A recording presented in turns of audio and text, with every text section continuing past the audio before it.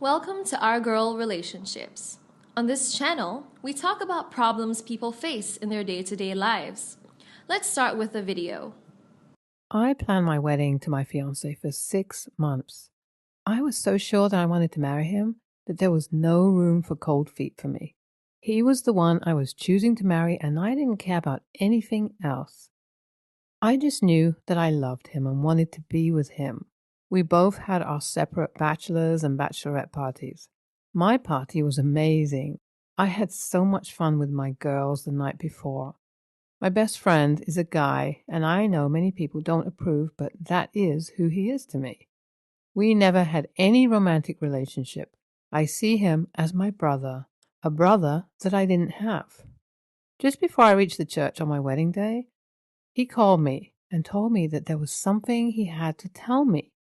I wondered what it was, so urgent that he couldn't wait until after the wedding, but he insisted that he had to speak to me first. I told him to meet me around a corner just before we got to the church. He showed me the pictures of my boyfriend cheating. Apparently, they went out the night before for his bachelor party, and he was having a lot of fun with a lot of girls.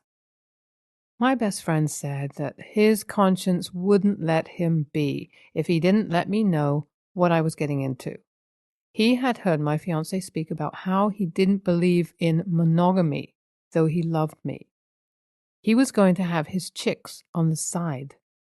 My best friend was very apologetic, but he didn't want me to make one of the most critical decisions without having the correct information. This was tough for me because I was on my way to getting married to him. All the guests were there, including my parents, who had come such a long way for the wedding ceremony. Was I going to call off the wedding and disappoint everyone? I wasn't sure what to do, and I had very little time to choose. I asked my best friend what I should do, but he said it was my decision to make, and he couldn't do it for me. He was just there to make sure that I was aware. He assured me that he would support whatever decision I made, but I had to make a choice for myself. I decided to go to the church.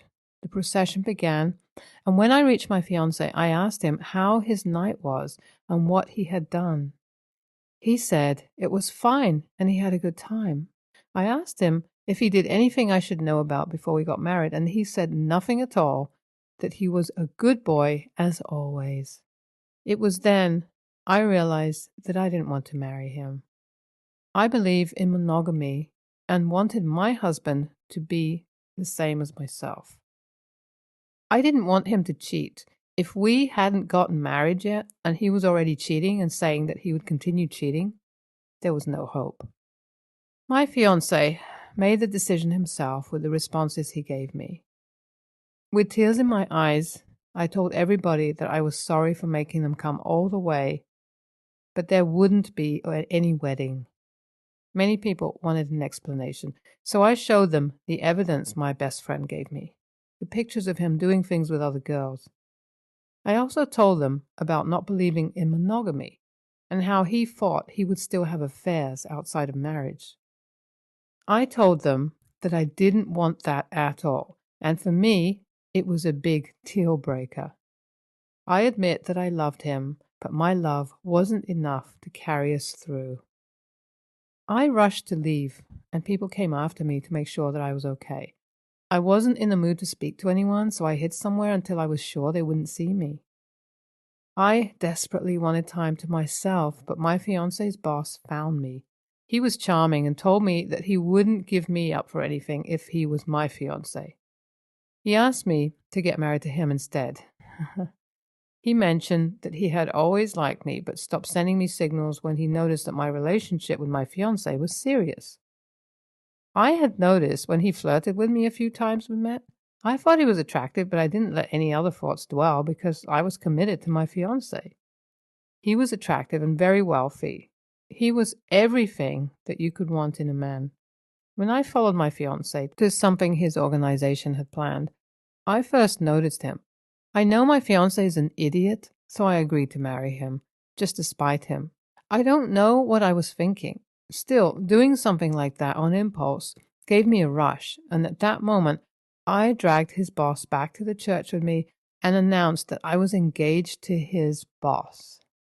We were going to get married soon. Everybody thought I was crazy. Well, I don't blame them because I was actually crazy. They tried to make me calm down and think through what I was doing and what I said, but I let them know that I knew exactly what I was doing. Everyone in my family was disappointed in my fiancé. Even his parents were. My fiancé wasn't there when I came back, but my best friend told me that everyone pounced on him, telling him how horrible he was. A lot of them gave him a piece of their mind, and I think that he would have a lot to think about for the rest of his life. He kept calling me, but I didn't want to speak to him. I didn't even want to see him ever for the rest of my life.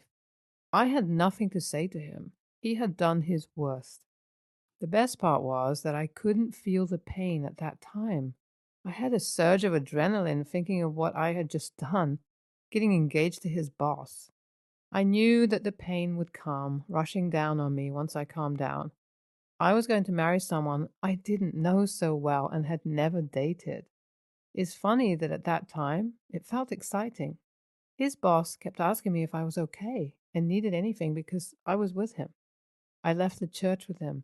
He tried his best to make me feel better and keep my mind off the occurrences from the morning. We had a lovely conversation, and I saw a side of him that I had never seen before. He was a really cool person, and I decided that it wouldn't be a bad idea to actually marry him. Since I said I would, I intended to keep my word if he was okay. We talked until very late, and he dropped me at home. I still live with my parents, so they were still up when I got home. Everybody rushed to me, trying to speak at the same time. I could tell that they were very worried about me. I assured them that I was okay. Plus, I didn't look sad or look like I had been crying. I guess I lied to them because as I got into my room, the tears came rushing down and everything hit me. I was still in my wedding dress and I felt like tearing it to pieces. I was supposed to be going on my honeymoon to move into our new home when we came back. Flashes of the whole day came to me from the beginning, but when I got to that part where I agreed to marry his boss, I couldn't believe that I had done that. I cried as I had never cried before in my entire life. I'm sure my family heard me because they all came by my door to try to console me. It's a good thing it was locked because I didn't want to see anyone. My fiancé and I dated for about 3 years, and he took everything from me. It's been 2 weeks since the incident, and I've kept in touch with my ex's boss. Husband to be, you could say. He has been nothing but amazing to me. He didn't bring up any relationship or marriage talk, which was a relief. A few moments ago, my ex called me, and I just wanted to answer for some reason. I had been ignoring his calls since the wedding. He was shocked that I answered. He was expecting it to go to voicemail like the other ones. He apologized, and I told him to save it. I didn't need an apology because he could have just done the right thing. He said that he didn't mean to be rude, but he wanted to ask me for a favor. He said that if I ever had any feelings for him, I should plead with his boss to give him back his job. I didn't know that he was fired, and I had no hand in it. What got to me the most was that he dared to ask me for a favor. I didn't care that he lost his job, and I wished that he never got another job again. Now he lost me, and he lost his job, all for being stupid. Serves him right. Why would I want to help him? Why would I care if he lost his job or if anything happened to him? He just showed me how selfish and self-centered he is. I'm glad that I didn't marry him because I would have been miserable. I thought through some scenarios and I realized that I was blinded by love. He was not the right person for me at all, and there were so many things wrong with our relationship. He tended to cheat, and those red flags were everywhere, but I ignored them because I was in love. I am grateful to my best friend for showing me the pictures and videos because if I hadn't seen them, I would have been married to the worst person for me. I would have been leaving a sad and disappointed married life with somebody I thought I loved. NTA, you seem to have dodged a bullet So congratulations are in order. Your ex doesn't deserve you. I know that you will find the love of your life, which may just be his boss. NTA, your fiance betrayed you and still asked for a favor? I thought he would be remorseful and ashamed. Please block him. I think that's what you should do. Next story. I, 32, female, and my husband, 34, are child free. We also work from home on a regular basis, and both our jobs involve doing a lot of meetings and talking. We have a 3-bedroom house where one of the rooms is used as a guest room, while another is made as an office. If we have meetings at the same time, one of us just hops on the laptop and goes to a different room or living room. The bedrooms are located on the top floor, while the kitchen, dining, and living room are on the bottom floor. My sister-in-law had some repairs done to her house, and she arranged to stay with someone else. But it fell through, so she asked if she could come and stay in our house during the day with her kids, a 10-year-old girl and a 6-year-old boy. I think their school is currently closed due to COVID outbreak, but I'm not sure. Me and my husband explained that both of us work from home most of the time, and we will not be able to take time off to watch her or her kids. She promised they would behave. Yesterday, my husband was asked to come to the office, so I was alone with my sister-in-law and her kids. It was their first day out of 2 weeks of repairs. I was getting ready for my meeting when I heard a screeching sound. I initially thought that the kids were watching TV and might have turned it on too loud, so I asked them to turn it down and started the meeting. The sound didn't stop, and people in the meeting could hear it, and it was making them uncomfortable. I have tried moving to different rooms, but it was still loud, so I had to leave the meeting and come downstairs to see what the sound was. Turns out my sister-in-law, youngest, is throwing a tantrum, and she is just sitting there, not doing anything. I have politely asked her if she can calm down her child, as the noises he makes make me uncomfortable and interfere with my job. She says, okay, and I go back to my home office hoping to rejoin the meeting. However, the sound didn't stop, and in fact, it became worse. The kid has started banging on the floor. I come down again and tell my sister-in-law that she should parent her child and stop this behavior as I'm trying to work, or they have to leave. She was trying to get into an argument, but I said I had enough, and she has to leave now, and is no longer welcome to stay for the 14 days she originally planned. When my husband returned, he agreed with me. However, we have already received calls from his parents calling me an a-hole for kicking them out.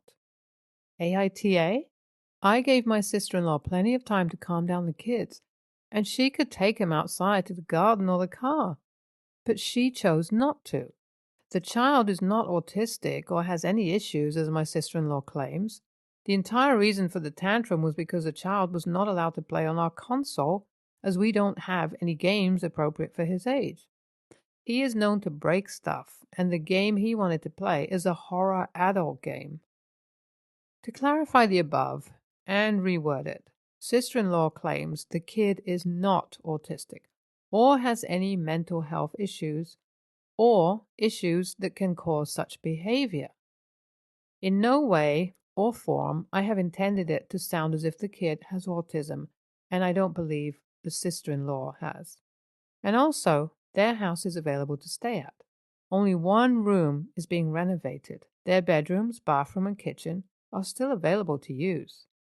She just wanted to stay with someone else during the daytime, as she's not fond of the builders and doesn't like the noise they make, as the builders are there from about 9 to 6. After, she has no issues returning home and staying there. NTA, looks like we now know why the other plans fell through. Your sister-in-law is probably so used to her poorly mannered kid, she doesn't even notice anymore. The fact that she just sat there without addressing the noise is gutsy. NTA, she could have been letting her child work through their tantrum, which isn't bad parenting. But your sister-in-law also needs to understand that if they are guests and someone is working from home, bribing your child to stay quiet becomes the priority. Next story. I, 35, female, am a private tutor. My neighbor, S, 42 female, requested that I tutor her 2 children, a 12-year-old girl and a 14-year-old girl, in mathematics and science. Their grades have gone up to straight A's, with the younger even scoring perfect 100%. S requested a huge discount as we were on good terms. I am listed as a girl's guardian, with the agreement that sessions would be thrice a week. My usual rate for one-to-one tutoring starts at $40 an hour, and for her girls' levels, their individual rates would have been $50 an hour and $55 an hour, or $75 an hour for both girls together. However, S kept telling me about all her financial burdens, and I lowered the rate to $45 an hour for both girls together, with the agreement of 3 sessions a week. From the beginning, I made it clear to her that weekends are my free time for activities with my dogs, and I only accept urgent requests for tuition, plus weekend rates are higher. They start at $60 an hour.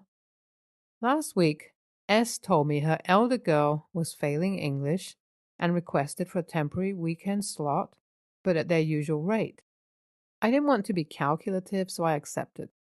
After the first weekend lesson, she texted me to say that the girls suddenly had after-school activities and would have to drop one of their weekday slots.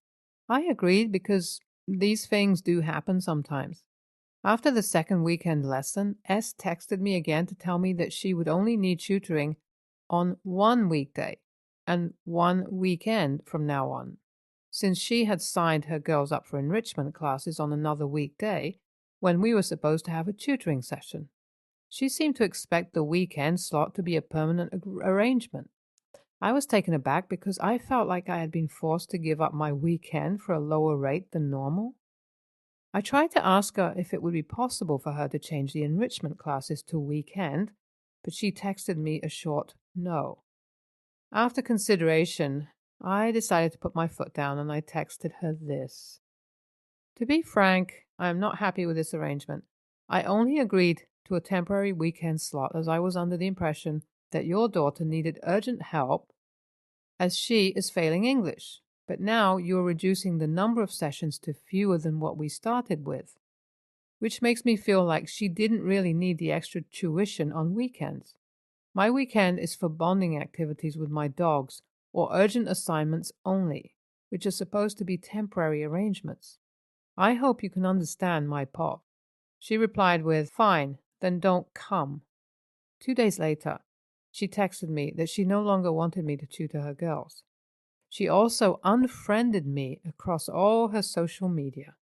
AITA? Was I too rude in my text? Just a few days ago, I was still dropping by with breakfast for their family.